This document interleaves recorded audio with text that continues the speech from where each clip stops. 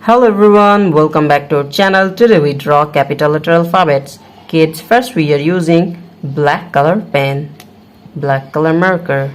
First we draw the alphabet of A. A for apple, A for ant. The next one is B. B for ball, B for bat. The next one is C. C for cow, C for cat. Now we draw D. The next one is E. And the next one is F. F for fish, F for fan.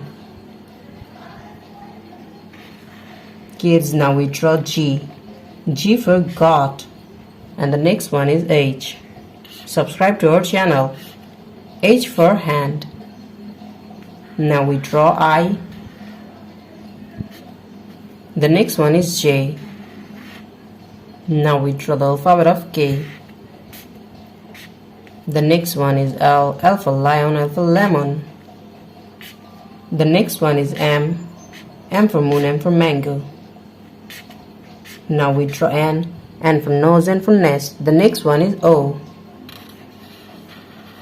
Kids, now we draw P.